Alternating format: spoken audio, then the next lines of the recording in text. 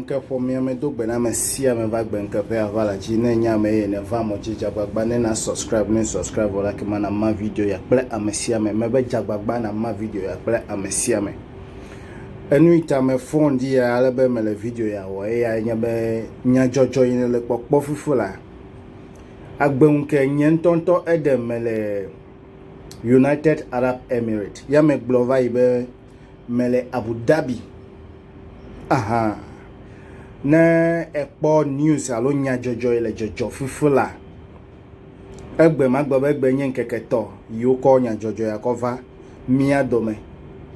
na ekpo tanya ile gbogbo be caution and some congestion on the one of Abu Dhabi's Green Pass entry rule.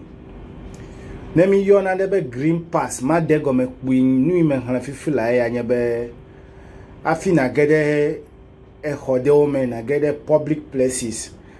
alo maglobe nu flefewe adole gbome aide tefe mi afete mi die abe mi globe koji inye du tofu efia be Green Pass anu asiwe inye mo dede nu ka inye Green Pass ye monu dede kaele na po photo ya jififi lala akpobe photo la security to we lefma ohia be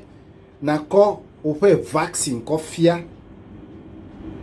amesia menye ma ele photo okpo amesia mele United Arab me penya glomele na ofufula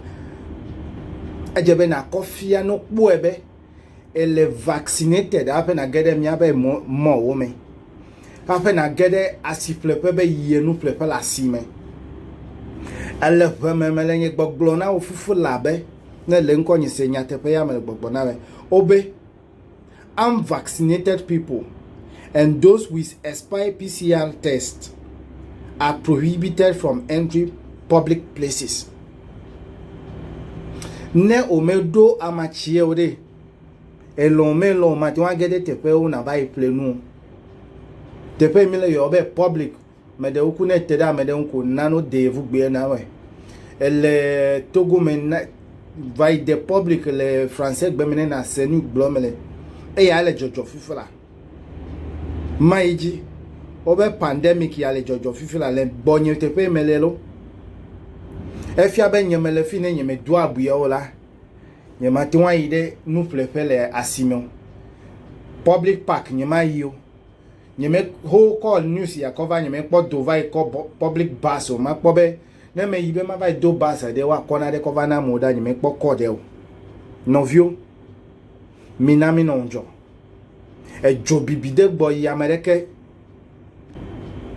e jobibi de gbo ya mereke ma ti wan nonu mi afa politician won pe duplo la we de mebe o jira mi vo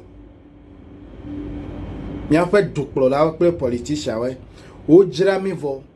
tanu yo le be mi adu me vio mi wo enye be mi jenu dudu de o jajerado afa le didi ho gbo e fone la se chome no gbo la gbenke fe afa la jibe na de ke me ponyo na o le femo e du stomboy enyo sakodie enyo sagacité le loi me enyo agbewon kebe na senya tepe glomele na we amachie mi lo melo wa oko de cover Ghana me vo ko de cover Togo me vo mi adoe no umedibe na adoe ko dole duome na va chi oko fe me mi jenu dudu o jajerado hemi lockdown gbati entonto le moji gbo e ya anyi manele popo le moji fifula news yo cover ma ne o me le vaccinated le United Arab Abu Dhabi me ode e fia bo mati wan public place o menye nyele glolo ele po le monji fifula penya glomele na we ma aha evelia mobile phone yimi les azan fifula o ma ga ti wan za ya me o le mia del du o me le fio ejebe na za Android me ya watu na ti wan za apele ta ne sube ana economy wo phone yam da na kotoku me na we dafu e anyenya imele gbogbo na fifila news enye ma wonto na hrenle yefu gbeme English gbeme e here green pass hafi ne na te wano chachale gbome e ya ma no me di agbiema nya no na o ele tete va fe amado le yobe C6 amado le yobe New World he here me ye kula yin gba ye Kristo to de fine mi to de mi be no jira do me do na mi ko ga ko vale cathedral tu mi glona du plora we agbe won ke yata mi ko nya ko va moji breaking news e ya nye ya le jojo le Dubai fifla e ya nye ya le jojo le United Arab mele fifla minamicho agbe won ke yata me no moji va e ya de hia be ma ko va na mi na de gbo ya me gbe to ma ti won no de nu mi no jajirado jojo me nya sa o mi jirawodo o nto na sroide o wo na jale o wo na ami ne na no ami wo because so vide supply avola gbe me e ya me ko va moji me bia dagbe na veduko